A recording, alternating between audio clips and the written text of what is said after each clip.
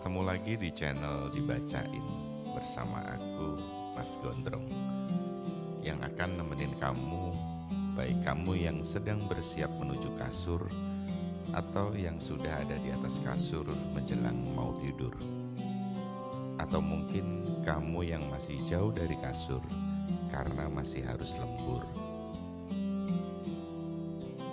Channel ini masih baru banget dan aku yakin masih banyak kekurangannya.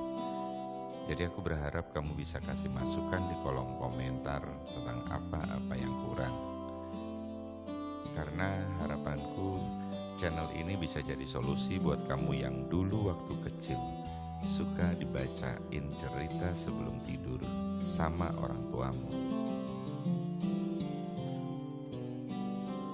Kali ini aku akan melanjutkan kisah yang diambil dari novel Chicken Soup for the Soul yang berjudul Menemukan Kebahagiaan. Oke, langsung aja kita buka bukunya.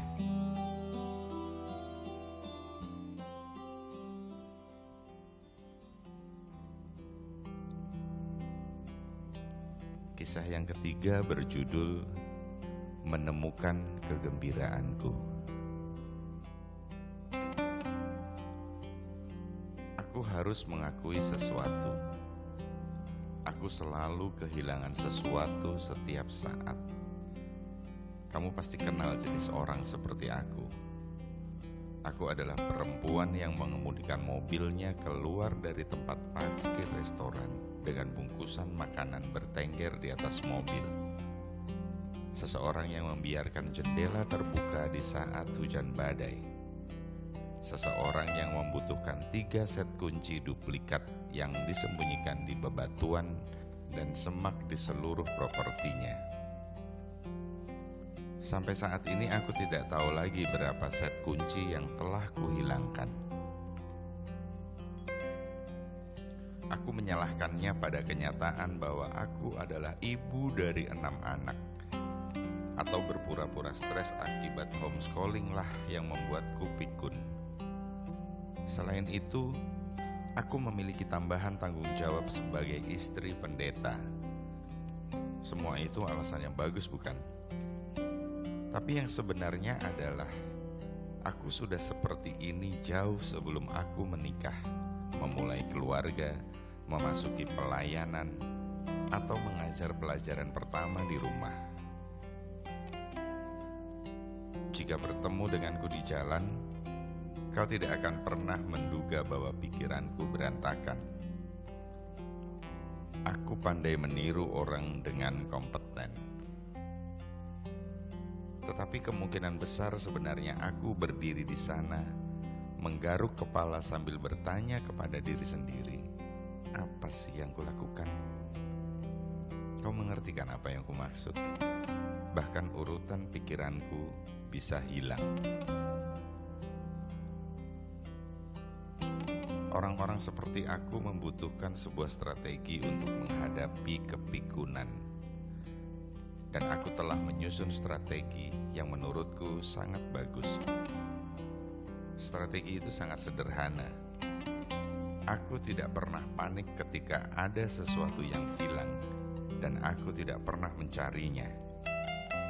Teoriku, betapapun tidak ilmiahnya, adalah barang-barangku akan muncul begitu aku berhenti mencarinya. Buku-buku di perpustakaan, surat izin mengemudi, kunci mobil, telepon seluler, akte lahir, dompet, tiket pesawat, apa saja, aku pernah menghilangkannya.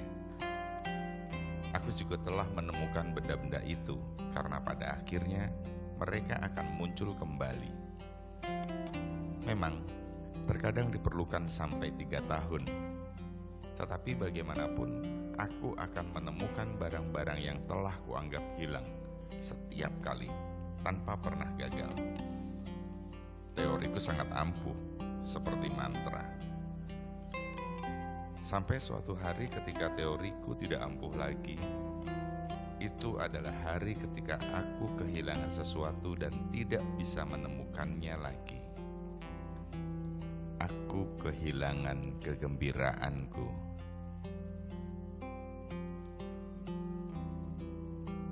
Seperti biasa, aku menunggu sebentar sebelum kegembiraanku kembali. Tetapi setelah berminggu-minggu, aku mulai panik. Aku bertanya-tanya, berapa lama lagi aku bisa merasa bahagia lagi? Terang telah digantikan oleh kegelapan. Kecemasan telah berakar di hatiku, tempat biasanya kepuasanlah yang bertengger. Ketika minggu-minggu beralih menjadi bulan-bulan yang panjang, aku berusaha keras mengabaikan depresi yang membebani dan menenggelamkanku. Aku tahu itu adalah salah satu hal yang dialami oleh para perempuan setelah melahirkan. Tetapi bayiku sudah berusia 6 bulan. Olahraga, sinar matahari, bahkan kunjungan ke dokter tidak bisa meringankan hatiku yang terbebani. Karena dulu aku adalah orang yang sangat menanti-nantikan setiap hari baru. Perubahan ini sangat sulit untuk kuterima.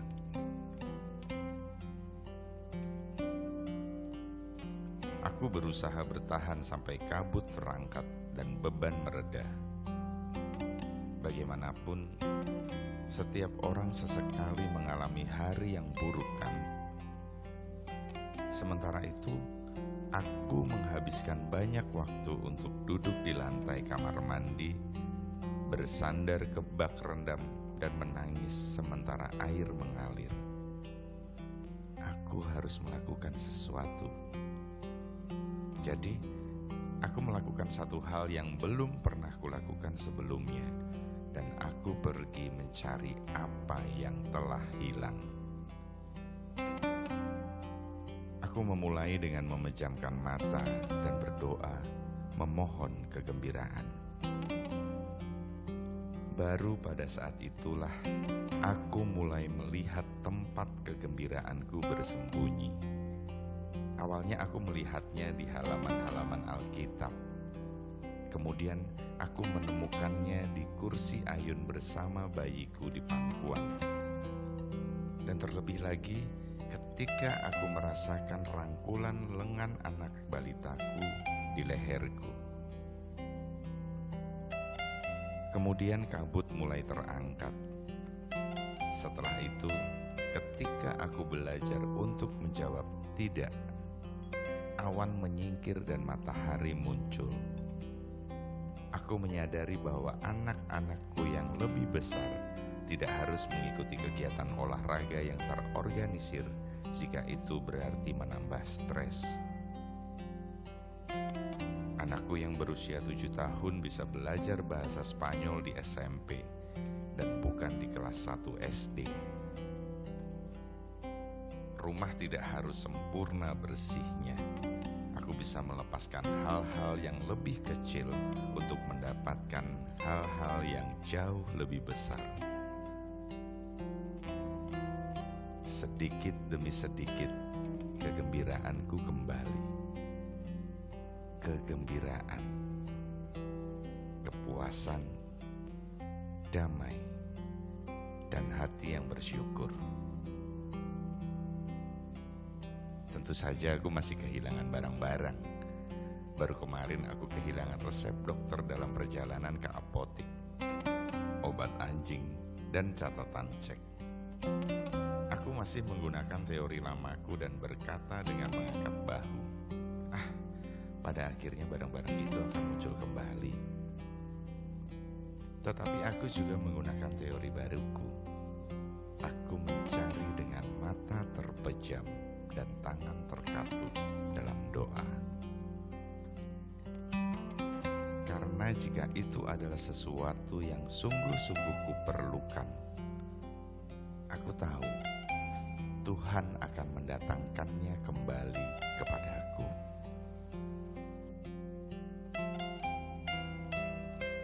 Ditulis oleh Debra Maybew.